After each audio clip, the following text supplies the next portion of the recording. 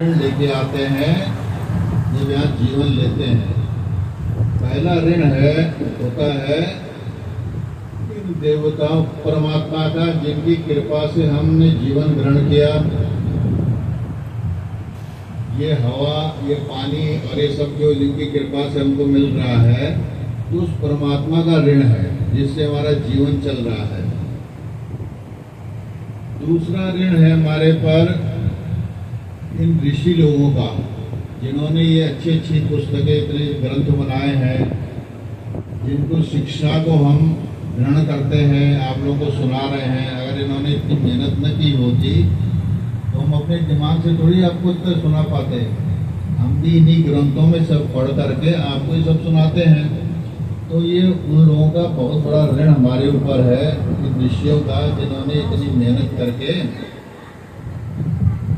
इतने ग्रंथ बनाए। तीसरा ऋण है हम पे माता पिता का। जिन माता पिता ने हमको बचपन में बड़ा कष्ट सह के पालते हैं, पोसते हैं, तो ये माता पिता का ऋण भी हमारे ऊपर होता है। चौथा ऋण होता है हमारे पास, और चौथे ऋण को कहते हैं भूत ऋण। भूत ऋण कहते हैं, भूत कहते हैं, भूत मतलब भूतों का नहीं, भूत ऋण मतलब जैसे ये आपके गाय भैंस वगैरह जो होते हैं ना, जानवर जो होते हैं, तो इनके जैसे गाय के दूध पे हमारा अधिकार नहीं है। गाय के दूध पे किसका अधिकार है? उसके बच्चे का अधिकार है। और हम उसको अपने लिए पीने के लिए निकालते हैं, उसके बच्चे का हक मारते हैं, तो उसका ऋण हो गया हमारे पास, गाय का, भैंस का, जिसका भी हमने ऋण। हम जानवरों से काम लेते हैं, हल लगाते हैं गाय बैल से, तो उसका हल लगाने के लिए थोड़ी पैदा हुआ हो, उसका अपना जीवन है। लेकिन हम अपने कृषि कार्य के लिए लेते हैं, तो वो उसका ऋण है। तो इन जो जानवरों का ऋण हमारे ऊपर रहता है, उनको हमने अपने जीवन में प्रयोग करने के लिए प्रयोग किया। पांचवा ऋण होता है मनुष्य ऋण। मनुष्य ऋण कैसे होता है कि जैसे आज हम आम खा रहे हैं, तो आम के पेड़ हमने तो लगाए नहीं, पता नहीं किसने लगाए थे, और हम खा रहे हैं। भले हम पैसे से ही खा रहे हैं, पहले ज़माने में तो बिकते नहीं थे, लोग वैसे ही खाते थे। लेकिन अब चलो बिकने भी लगा है, तो बिकते भी तभी खा रहे हैं जब कहीं हो रहे हैं। जिस देश में आम होते ही नहीं है, वहाँ आप पैसे से भी आम नहीं खा सकते।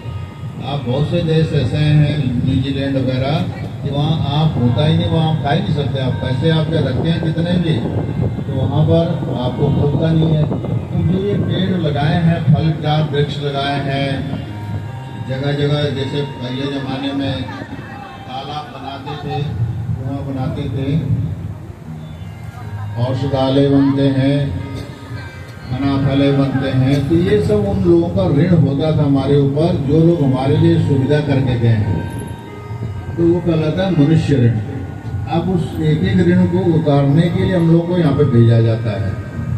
भगवान का ऋण उतारना है तो क्या करना है? कुछ करना नहीं है, केवल उनको सवेरे शाम स्मरण करते रहो कि आपकी बहुत दया है, आपकी कृपा है कि हमारा जीवन चल रहा है।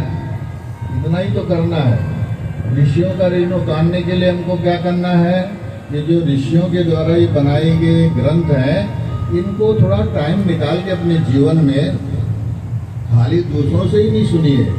आप भी आजकल तो, पहले ज़माने में दिक्कत थी थोड़ा कि पुस्तकें इतने उपलब्ध नहीं थी, तो आप सुन ही सकते थे। पहले ज़माने में तो एक मंत्र लेने के लिए पंडित जी के पास घर 4 बार जाना पड़ता था, तो पंडित जी बता दीजिए क्या। आप तो आप घर बैठे पंडित जी को करेक्ट कर सकते हैं, मोबाइल खोला, उसमें ढूंढ लीजिए मंत्र है, इतनी ईजी है।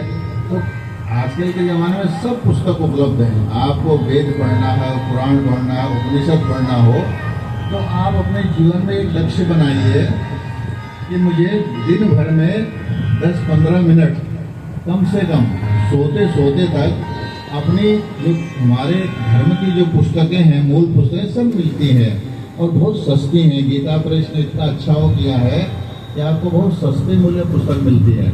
आप भागवत खरीदिए, पुराण खरीदिए, कुछ भी खरीदिए, कितने का आता है? 500 रुपये में भागवत मिल जाता है।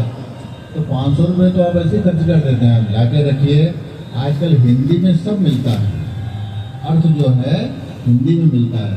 तो उसको 2 पन्ने 4 पन्ने 6 पन्ने करके कुछ पढ़िए, जैसे रामचरितमानस पढ़ते हैं लोग, ऐसे ही और ग्रंथों में पढ़ेंगे तो आपको ये पता चलेगा कि हमारे ग्रंथों में एक्चुअली लिखा क्या है।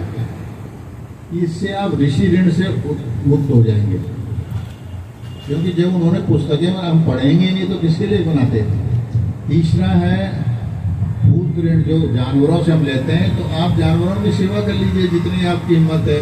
गाय को रोटी खिलाइए, गाय को चारा दीजिए, गाय को, और जो कर सकते हैं कीजिए, जिनसे आप जो कर सकते हैं उनका कीजिए। क्या 5वां है, अगर आपके लिए कोई पेड़ ओड़ लगा के गया है तो आपकी दुनिया में कुछ ऐसा करके जाइए जिससे आने वाली पीढ़ी को कुछ फायदा हो।